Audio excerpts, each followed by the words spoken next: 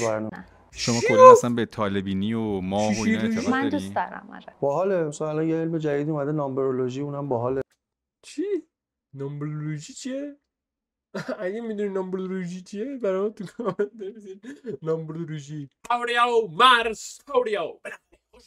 من بودم اینجا چند مدیم که روز اومدیم با ویدیو جذاب خفن است. ببین اوجیا دیگه میدونن دیگه تیشرت وقتی داداش میکنه تن یعنی چی؟ یعنی قرار بریم تو فاز بلایند دیت، یعنی داریم میریم دیت ناشناس ببینیم. اما این دیت ناشناس یه فرقی داره. من توی پیج آقا شهاب که برگزار کننده این بلایند دیت هستش و مجری هستش، یه جورایی میشه گفت، یه سری استوریا دیدم ازش که میگفتش که آره مثلا همه اتفاقات تازه بعد اینکه دوربین قطع میشه و رکورد تموم میشه تازه شروع میشه، یعنی مثلا یکی دیسلایک میده تازه پشت صحنه دعوا میشه فلان اینا. اما توی این بلایند دیت جلوی دوربین مثل اینکه دعوا شده، یعنی اصلا تایتل بلایند دیت 43 دعوا شده. ما قراره بریم به این بلایند دیت ریاکت بریم. اگه دوست داشتید که قسمت های بعدی رو ببینید همین الان ویدیو سابسکرایب زنگوله بغل لایک به کانال ما رو روشن کنید، دوست خانم نتکات باشید. عاشق یک گاویه که تک تکتونم. بدون این زل اضافی هم بزنیم بریم سراغ ویدیو. علی let's go.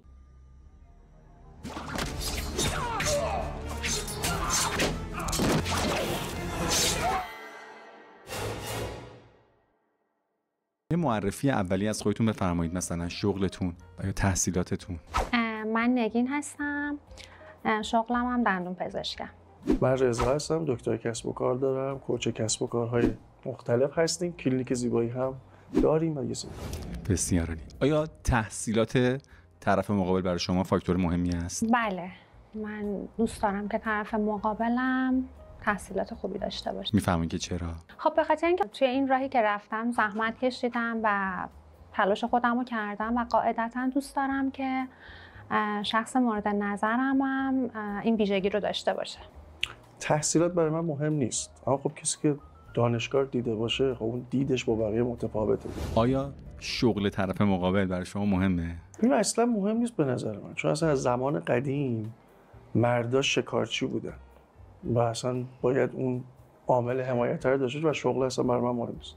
نه شغل نه تحصیلات کلا برای شما مهم نیست. اون شخصیت من. برای من چرا؟ ببین تایتل ویدیو دعوا شده، ولی چیزی که الان دارن نشون میدن واقعا دوتا آدم پخته درست درمون مرده که واقعا قشنگ صحبت کرده تا الان. یه دو سه تا جمله هم که گفته قفن گفته، ولی خب زنم که دیگه دکتر و فلان و اینا مهمه. خب ببینید دوست دارم که از نظر سر چی لول دعوا اجتماعی شده؟ توی جایگاه مناسبی باشه. آیا درآمد طرف مقابل برای شما مهمه؟ درآمد طرف مقابل تا یه حدودی بله. خب اون نشانگر اینه که چقدر طرف زحمت کشیده و تلاش کرده مثلا الان تو این جایگاهی که هست. از این بابت من تا یه حدودی برام چرا مهمه.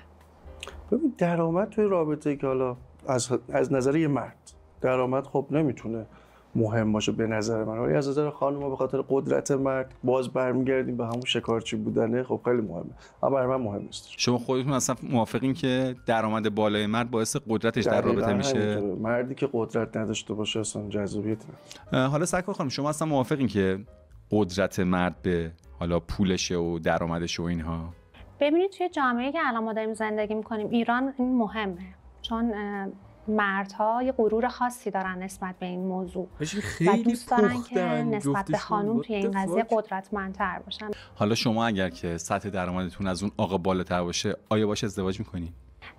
من به عنوان یک خانم شاید من باب این قضیه مشکلی نداشته باشم، ولی احساس میکنم که مرد مقدار غرورش خدشه‌دار میشه توی این قضیه. شما مردان نظر ندین شما خودتون ولی اوکی این با این قضیه؟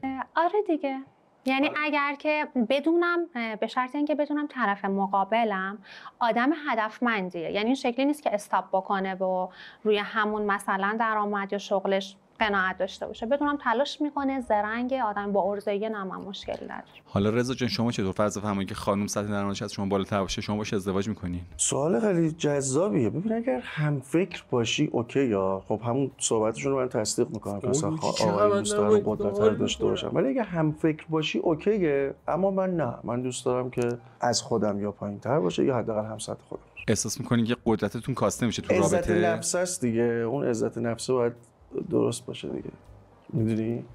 گفتم من. آیا شما دیت بد داشتین؟ من نه، خوشبختانه دیت بد نداشتم. همه عالی بوده. خوب بوده، یعنی مثلا دیتی نبوده که مثلا بگم وای چرا این اتفاق افتاد. شما چطور؟ شب از 12 سالگی که فوتبال بازی میکنم یادم نمیاد دیت رفته باشم. یعنی بخوای فکر کنی راجبش نمیتونم بگم.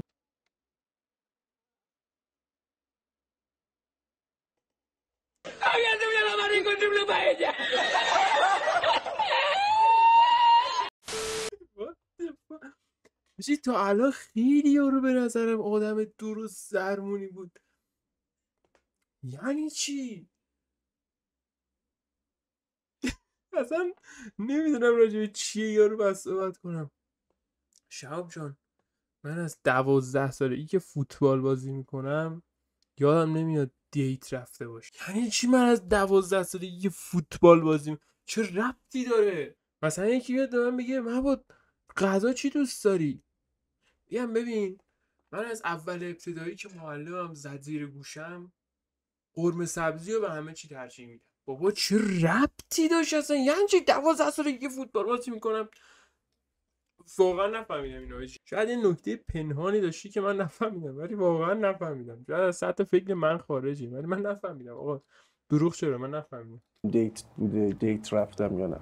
اصلا دیت نرفتم که بگم. یعنی خب شما الان یه چند ده هست که اصلا خانوم از نزدیک ندیدی؟ خانوم از نزدیک دیدم ولی کلا سیستم دیت بوده، دیت رفتم یا نه. اصلا دیت نرفتم که بگم. یعنی خب شما الان یه چند ده هست که اصلا خانوم از نزدیک ندیدی؟ خانوم از نزدیک فکر کنم این منظورش اینه که مثلا اگه برم فوتبال بازی کنم احتمالاً میرم نه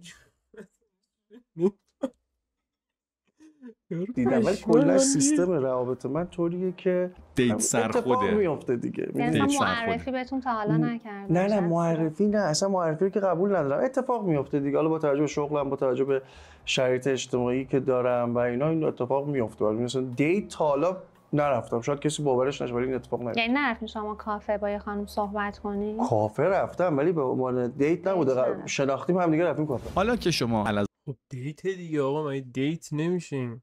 من زیاد سردن نمیارم ولی خب دیت همینه دیگه. مثلا دختر پسر میرن کافه با هم دیگه قرار میذارن فلان اینا. رفتیم کافه. ظاهر هر دو نه دیت بد داشتین، همه چی براتون خیلی شیک و مرتب بوده. الان یک دقیقه شما فرصت داری با تجربه گرانبهایی که داری شماره سرکار خانم بگیر در لوکیشن تصادف. فرض فرمایید که شما از پشت زدی به ماشین خانم نگین و پیاده شدی دیدی نگین همون کیس مورد نظر شما. سالا میخوایم پیش قدم بشیم. بفرمایید. ببخشید من یه لحظه حواسم نبود، جلومو ندیدم، از پشت زدم به شما. عذرخواهی میکنم، روزتونم خراب کردم. هر اتفاقی هست بگین من انجام بدم. خواهش میکنم. نه حالا چیز خاصی هم نشده، مشکلی نیست. فقط بیشتر لطفاً حواستون رو جمع بکنید. من خسارتتون رو چجوری تقدیم کنم؟ میتونم کارتتون یا شماره‌تون رو داشته باشم که ماشینتون درست کنیم؟ خب خیلی اتفاق خاصی نیفتاده، حالا مهم نیست. نه اصلا من نمیتونم اینو ول کنم برم، باید حتما درستش کنم. نه من خودم اوکی ام با این قضیه، مشکلی نیست. پا نمیده چیکارش کنم؟ وای چه نوع مخ زدنیه. چون مادر شمارت بده، با میخوام ماشین تو درست کنم. ماشین درست کنم دیگه، ماشین بده. خب آخه شما هم داری میگی که اگرم پا میداد به قول شما شماره کارتشو میخواد بده دیگه. شماره کارتشو بده. خب تو پولو میریزی میره یارو. مثلا شماره کارتشو بده، هکر نیستی که یارو رو هک کنی بری مثلا شماره میداد شما خواستی کارت به کارت کنی و واریز کنی. نه دیگه شما الان مختون زده شد. نه دیگه ببین تو اون شرایط شما کارتشو میدادم، مثلا میدیدم که شغلش چیه و شروع کردم نسبت به شغلش رو پرسونال برندینگش کار میکردم و تمام. حاجی اصلا مگه میدونی تا اون موقع تو زنده ای یا نه؟ حاجی شاید فردا ماشین زد بهت مردی. میگه برم. ببین منظور اینه من شماره کارت یارو رو میگیرم، از کارتش اولا که نمیدونم چه جوری، از کارتش میفهمم که آقا مثلا چی کار است. وقتی فهمیدم چی کار است میرم روی، چون چیز دیگه اینایی که چی میگن شغلا رو رونق میده بهشون، مثلا نمیدونم اسمشون چیه، بازاریابی میکنه براشون. میگه من برم اونجا ببینم کارش چیه. اگه فهمیدم کارش چیه، کارشو یه کاری کنم رونق پیدا کنه. وقتی کارش رونق پیدا کرد با هم دیگه دوست شیم بابا. What the fuck is مهمه که خیلی نظرمو میخوام بگم و 10 دقیقه از بلایند دیت گذشته با این تایتل و این نوع حرف زدن به نظرم یکیشون داره فیلم بازی میکنه. هنوز در نیاوردم. ببین تا الان مرد اینجوری بوده، نوسانی بوده و این زنه مثلا اینجوری داشته میرفت. خب در نیومده هنوز که کدومشون اونیه که داره فیلم بازی میکنه. یکیشون داره فیلم بازی میکنه وگرنه دعوا نمیشه هیچ جوره تو این بلایند دیت. جفتشون با این سطح منطقی بودن و فلان و اینا یه چیزایی این وسط هستش که با هم میریم درش بیاریم. پارتنر خانومتون هوشش بالا حتما باشه. همینطوره. چون ما بعضن به اشتباه تو جامعه میشنویم که من دوست ندارم خانوم خیلی باهوش باشه. شاید بعضن متصورن که این باعث میشه حالا اونا شیطونیاشون ممکنه که مثلا کش نشه و اینها. شما دیدگاهی دارید؟ اون مرده عزت نفسش پایین.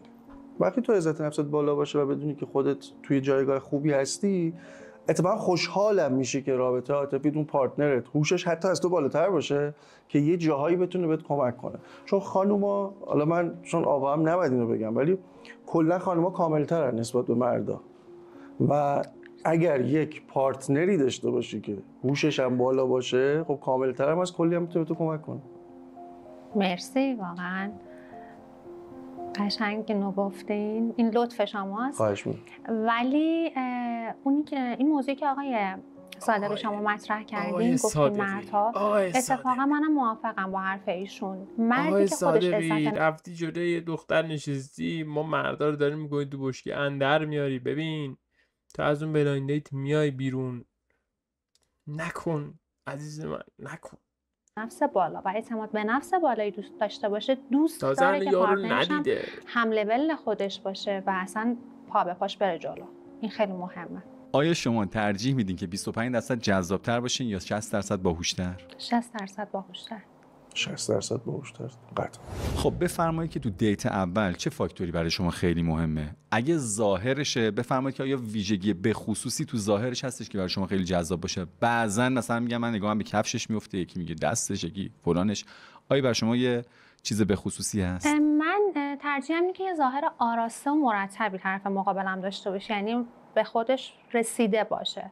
و اینکه طبق شغلم خب من نگاه اولم رو دندون میره دیگه، مثلا نگاه میکنم ببینم مثلا چجوری به خودش رسیده نسبت به این قضیه. و اینکه رفتارش خیلی برای من مهمه که چه رفتاری داشته باشه، از نظر شخصیتی چه جور آدمی باشه، خیلی برای من مهمه. ببین اون اثر حاله‌ای که اون ابتدا اتفاق میفته خیلی برای من مهمه. پس 3 ثانیه نوع پوشششه. چی؟ شخصیتی چه جور آدمی باشه، خیلی برای من مهمه. ببین اون اثر حاله‌ای که اون اثر حاله‌ای چیه؟ واقعا نمیدونم. و یعنی مثلا این نیستش که ولی اثر حاله‌ای واقعا اولین باریه که تو این 21 سال زندگیم دارم اینو میشنوم. ابتدا اتفاق میفته خیلی برای من مهمه. پس 3 ثانیه نوع پوشششه. 3 ثانیه اون درسته چی گفتی اولش؟ اثر حاله‌ای. اثر حاله‌ای؟ کلاً اثر حاله‌ای باعث میشه که تو بتونی با یک نفر ارتباط بگیری یا نه. اون دفعه اولی که میبینیش، مثلا دفعه اولی که من تو رو دیدم خیلی لذت بردم، اون حس خوبه رو ازت گرفتم، اون اعتماد رو اون اثر حاله‌ای از نوع پوششش ابتدا میاد، بعد اکسسوریاش، بعد نوع صحبت کردنش و اون تو دیت اول نوع پوشش تو 3 ثانیه اول تاثیر گذاره و نوع برخوردی که اون ابتدا دارن و نوع صحبت. چی ما چرا تا حالا اینا رو نمیدونستیم؟ اثر حاله‌ای ما رو میکشه سمت یکی دیگه، ما میریم تایی که توی جلسه اول اتفاق میفته. من کلا کسی که خیلی از خودش تعریف بکنه یا کلا دماغ سربالا باشه دوست ندارم. دماغ سربالا یعنی دماغ سربالا نه، مثالا نه دماغش سربالا نباشه. یعنی اینکه مثلا خیلی دیدی بعضیا پوز روشن فکری دارن، نمیدونم اعتماد به نفس من کاذب. این کارو میکنم، در صورتی که فقط تو توهمشونه. اگر اونو داشته باشه کلا کنسل. شما به مهریه اعتقاد دارین؟ مهریه نه. من معتقدم کسی که میخواد با شخصی ازدواج بکنه، این 2 نفر همدیگر رو انتخاب کردن، واقعا این جور مسائل دیگه یه سری چیزاییه که دیگه گزینه مهمی حساب نمیشه. یعنی حالا اگه میگم طرف مقابل دوست داشته باشه، مثلا یه سری به قول حالا ایشون مثلا یه سری کارا رو انجام بده، خب خیلی عالیه. ولی بحث این که حالا من اون مهریه رو تعیین کنم، نه. در نهایت به مهریه اعتقاد ندارید. شما چطور؟ برای یه خانومی که درآمد نداره، حالا ایشون چون صاحب کسب و کاره میگه مهریه برای من مهم نیست چون درآمد داره. یه خانومی که درآمد نداره، یه خانومی که خب برای امیدی میره توی یه زندگی، به نظرم مهریه میتونه یه امنیت روانی براش باشه. حالا اومدی مثلا 5 سال زندگی کرد، 8 سال زندگی کرد، بعدش با طرفش رابطهشون به هم خورد. بعد یه خانومی که هیچ چیزی نداره میخواد چیکار کنه؟ حداقل باید یه خونه بتونه بگیره، باید یه دونه پول تو حسابش باشه. من میگم برای خانومی که شرایط مالیش خوبه اینجوری میگه و اوکیه، ولی در مجموع به نظرم باید یه امنیت روانی برای اون رابطه خانومه داشته شما باشه. به طور کل با مهریه موافقید؟ به طور با کل کلمه مهری و اینا موافق نیستم. عذرخواهی میکنم، اون اول زندگی که هنوز معلوم نیستش که ایشون پزشک شدن و اینها، به طور کل پس من پرسیدم شما در ابتدای زندگی با مهریه موافقید؟ به نظرم هست، چون توی زندگی، چون تو ایرانیم آقا. به عشق در نگاه اول اعتقاد دارین؟ نه عشق اعتقاد ندارم، ولی توی نگاه اول ممکنه خوشم بیاد از طرف، ولی عاشق بشن نه. بله. تجربهشو داشتین؟ نه. بعد چجوری بله؟ خب اعتقاد دارم، حس خوبو میگیرم. از کجا میدونی؟ خب وقتی خودت هم تجربه نداشتی خب از نه، کجا حس میدونی؟ خوبو میگیرم. فیلم هندی هم زیاد میبینی؟ نه اصلا فیلم هندی دوست ندارم، مثلا بالی خان و اینا. بالی خان ترکه. نه فیلم هندی اصلا دوست نداشتم، بچه‌ام بودم نگاه نمی‌کردم. اصلا مثلا هندی ها اینطوریان که تو نگاه اول ببین تو نگاه اول اون حس خوبه رو آدم میگیره دیگه. خب آره اون خوش اومدنه هست، ولی عاشق شدن، من عاشق طرف شدن بعید میدونم مثلا همچین چیزی. شاید تو بچگی اتفاق افتاده شده. شما اصلا تا حالا عاشق شدین؟ من نه متاسفانه. دوست دارین که عاشق بشین یا ترجیح میدین که دوست داشتن خیلی زیاد تجربه کنید؟ دوست داشتن خیلی خیلی خیلی زیاد. ببین خب دوست داشتن خیلی مهمتره، چون عشق کلا نرسیدنه. کلا شما نمیتونی یه داستان عاشقانه رو ببینی که تش رسیدن یا اصلا یه دونه آدم نمیارن یارو شعار نده عشق نرسیدنه. الان ننه آقای تو چیکار کردن؟ مگه به هم دیگه نرسیدن؟ بی شرف. این همه زن و شوهر با هم دیگه دارن زندگی میکنن، عاشقن، میگم هستن شعارای الکی پشمای آدمو میریزونین. به خدا تو یه جای منطقی پیش میانو، از یه جای شروع میکنن میزنن جاده خاکی. کلا عشق به اون جذابیتیه که نرسی، اما دوست داشتن زیاده باعث میشه که تو یه حال خوب داشته باشی. شما تا حالا عاشق شدی؟ نه. شما یه جوری توضیح میدین سلطان عاشقیتی. خب آخه شما از کجا میدونی عشق نرسیدن؟ الان ما کلی عاشق داریم که به هم رسیدن ولی جدا میشن. ببین عشق کلا نرسیدنه، چون تو وقتی تو عشق باشی خیلی اتفاقات منفی اون آدم رو نمیبینی. بعد یه مدت که اون عشق فروکش میکنه، عشق یعنی هیجان. خب شما فکر نمی‌کنین هیجان فروکش میکنه، منطقه میاد بالا، کلا رابطه تموم میشه. خب شما فکر نمی‌کنین اون عشق خودش بسیار جذابه و روزهای عاشقیت روزهای خیلی خیره کننده ایه؟ قلب آدم تاپ بزنه. دوست ندارین که تجربه کنین؟ دوست دارین که همچین منطقی و اینا اوایلش جذابه. چرا؟ من دوست دارم تجربه کنم. اوایلش جذابه ولی نمیشه روش آدم 40 ساله یوبس آوردی یارو میگه نه عشق نرسید، یعنی من نمیخوام تجربه کنم، از موفقیت عقب میمونم، روز زندگیم نمیسوزه. ولی بعید میدونم دیگه همچین حسایی. نمیگم نیستا، ولی دیگه اصولا توی سن ما دیگه یه جورایی منطق ایشون چند سالش غالب میشه. آفرین. چند تا بهار رو دیدی؟ خیلی. ولی من دوست دارم مثلا طرف مقابلم واقعا دوستم داشته باشه، منم واقعا دوستش داشته باشم. خیلی زلم زیبا داره. حس آرامش و حس خوب وقتی باشه توی اون رابطه، از به نظر من صد تا عشق قشنگ‌تره. اگه بتونی آخرین رابطتون کی تموم شده و به چه دلیل؟ بیشتر از 1 ساله. دلیلش هم این بود خب نتونستیم کنار بیایم دیگه، یعنی یه سری مسائل بود که خب حل نشدنی بود توی اون رابطه و ترجیح دادیم که تمومش کنیم. 8 ماه بود دیگه، همون چیزی که ایشون گفتن دیگه. یه جایی میرسه که میبینید با پارتنرت با هم نباشین بهتره. به طور کل شما بفرمایید که کی از دید شما رابطه دیگه به پایان؟ اینا خیلی منطقی ان. سر اینکه فهمیدن دیگه به هم نمیخورن کات کردن. مثلا یارو گفت ببین عزیزم ما به نظرم بهتره که دیگه با هم دیگه این رابطه رو ادامه ندیم. اونم گفته وای آره عزیزم منم چند وقت بود می‌خواستم اینو بهت بگم. پس خود حالا مثلا ما 20 ساله نه اصلا با من تیغو میزنم رو رگام. رگ دستامو این دفعه یه جوری میزنم همسون ناموزت نرو ببین سومنیه اگه بری شم دنیا دق میکنن مرغن اکیتی این منطقی هن این دوتا چی اصلا منطقشون داره اذیت هم میگه بابا الان من میگفتی نه اگه یارو بره بابا تیو بر میدارم میشم میکلو نه حالا نه ببین ما حقیقتا با هم دیگه به توافق نرسیدیم و بعد 1 سال دیدیم که خب اوکیه که اصلا دیگه جدا بشیم آهنگ غمگین مهراب خسته صدا وای آزی نرو چون مادر تموم کن این کاراتو بیان رسیده وقتی دیگه احترام تو اون رابطه نباشه. وقتی صداقت نباشه. صداقت هم خیلی مهمه، ولی وقتی که احترام تو اون رابطه از بین بره. متولد چه ماهی هستی؟ شما متولد چه ماهی هستی؟ آذر. عنصر هر دو آتیشه، هم مرداد هم آذر. شما میدونستین مرداد و آذر با هم خیلی مچن؟ جدی؟ من فهم میدونستم عنصر هر دوتاشون آتیشه. نه عنصری نیست که کلا با هم خیلی مچن. میدونستی شما؟ بله بله. من دارم. شما کلا اصلا به طالبینی و ماه و اینا اعتقاد داری؟ من دوست دارم آره. باحاله. مثلا یه علم جدید اومده نامبرولوژی، اونم باحاله که تو میتونی باهاش کل کاراتو برنامه. شما کلا اصلا به طالبینی و ماه و اینا اعتقاد داری؟ من دوست دارم آره. باحاله. مثلا یه علم جدید اومده نامبرولوژی، اونم باحاله. چی؟ نامبرولوژی چیه؟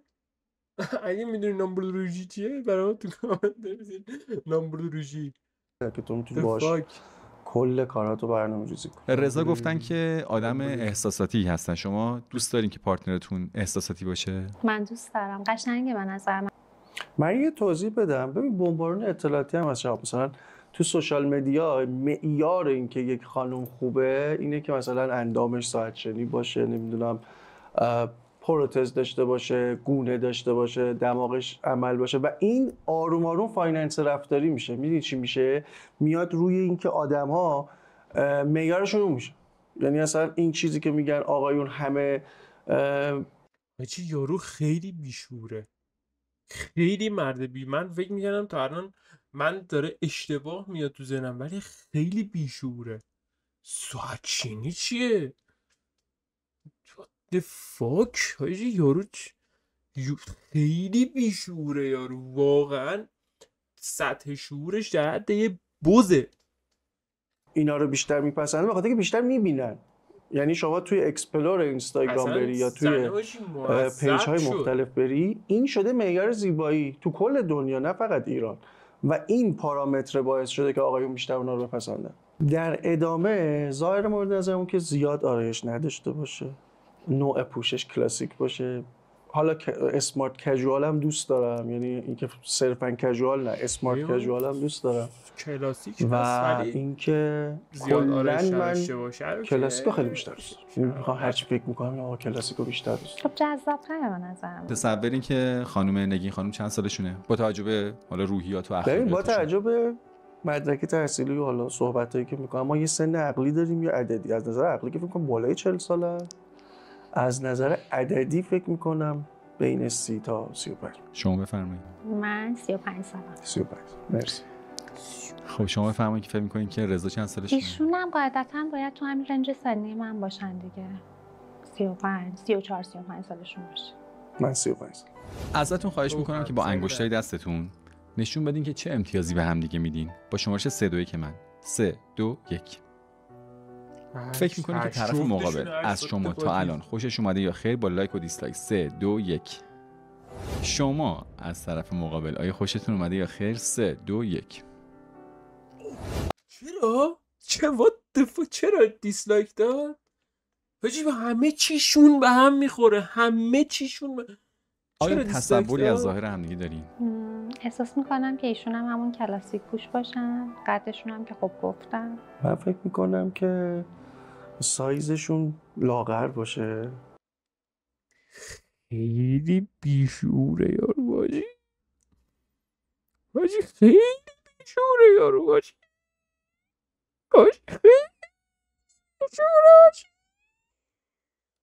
رسیدیم به هیجان انگیزترین قسمت برنامه، جایی که دیگه پرده رو برداشتیم و نگین و رضا قراره که برای اولین بار همدیگه رو ببینن و ما ریاکشنشون رو ببینیم. با شمارش 3 2 1 من. 3 2 1. سلام. خوشحالم میبینم. مرسی همچنین. همون چیزی که بودن دیگه صحبت میکرد. خوب است. مرسی شما خوبی؟ خوشحالم میبینمتون، امیدوارم که همچنین. برنامه خوبی داشته باشیم. آره انشالله. نگین خانم بفرمایید. شخصیت خیلی خوبی دارن، ادب خیلی خوبی دارن و کلا این سخت کوش بودنشون خوبه. ایشون من فکر میکنم خانوما رو خیلی خوب درک میکنن. ببین چیزی که هستش اینه توی سنش همونجوری که خودش گفتش که اصلا قیافه میافه اصلا آجی نه، ولی خب اگر بخوام انتخاب کنم شاید مثلا نچرال، ولی قیافه اصلا فلان اینو اوکی هم. الان راجع به ظاهرش هم چی نگفت، با شخصیت یارو حال کرده، نمیدونم چرا اونجا دیسلایک داد، شاید اونجا اصلا جویشو دیسلایک داده. امتیازدهی نهایی داریم با شمارش 3 2 1 3 2 1. امتیازدهی نهایی 6. آیا فکر میکنید که طرف مقابل از شما خوشش اومده یا خیر؟ 3 2 1. رسیدیم به جذابترین و هیجان انگیزترین قسمت برنامه، جایی که دیگه میخوام از خانم نگین و آقای رضا که آیا تمام دیت با هم دیگه برن یا خیر با شمارش 3 2 1 من 3 2 1 چشم نماز کنی. آجی دیسلایک داد دوباره. خب بفرمایید که چرا دیسلایک؟ همه چی ایشون عالیه، هم از نظر اخلاقی، هم از نظر اون هدفمند بودن، اون دختر قدرتمند بودن رو حسشو بهم داد. همه این اتفاقا افتاد. تنها دلیلی که من دیسلایک دادم تایپشون فکر میکنم به من نمیخوره. تایپ حالا نوع فکر میکنم پوشش و اینا، این تایپه بهم نمیخوره. اینو فقط چرا شما که گفتی من تایپ کلاسیک دوست دارم که حالا یه مقدار کلاسیک نیست دیگه. اون یه ذره اون برقیه رو یه ذره من دوست نداشتم. اینو یه ذره آجی نگاه یارو نگاه کن چیزی نگاهش میکنه. چرا شما که گفتی من تایپ کلاسیک دوست دارم نگاه. حالا یه مقدار کلاسیک نیست دیگه. نگاه. اون یه ذره اون برقیه رو یه ذره من دوست نداشتم. چه اینجوریه؟ پی ناموسین کلاسیک نیست. قشنگ آجی نگاه یارو قشنگ اینجوری که اگه برنامه نبود احتمالاً اینو میکشت واقعاً. اینو یه ذره چیز شده. یعنی شما کلا به خاطر یه لباس ساتنه ایشون دیسلایک دادین؟ نه کلا ببین همه چیشون اوکی ها. تایپ من نیست دیگه. دیدی میگی به اون عشق در نگاه اول گفتم من اعتقاد دارم، ولی شما گفتی که فیلم هندی زیاد میبینی، اون اتفاق نیفتاد. پس ارتباطی به لباس ایشون نداره؟ نه منظور میگم ببین یه سری چیزا جمع میشه که اون تصویرتون میگیره دیگه، باید یه دلیلی براش داشته باشید. شما بفهمید که چرا لایک. من فکر میکنم که اول راجع به دیسلایک ایشون بگم. فکر میکنم کلا تو این برنامه اومده بودن که دیسلایک رو بدن و فقط پیجشون مطرح باشه به نسبت صحبتی که در من پیجم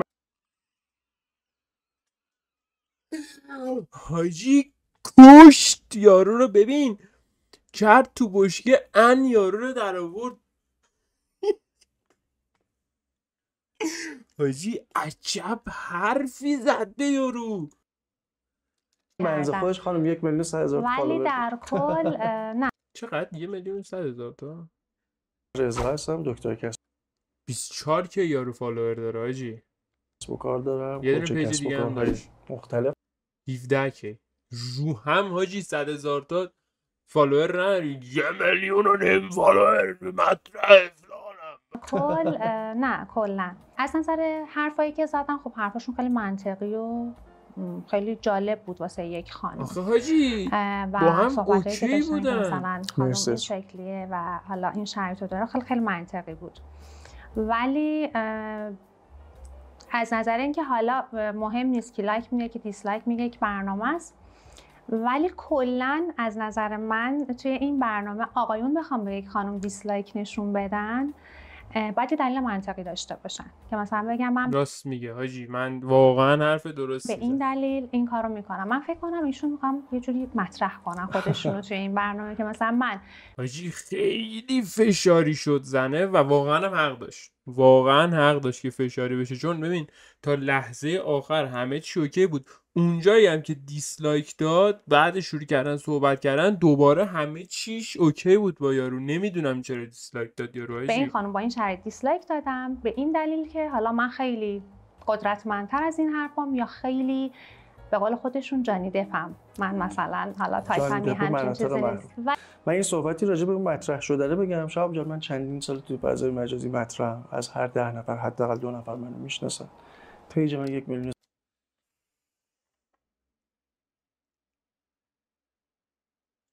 چرا یه گوهی میخورید که همین الان آلردی هم حاجی اصلا گوهی که خوردی از گلوت پایین نمیره.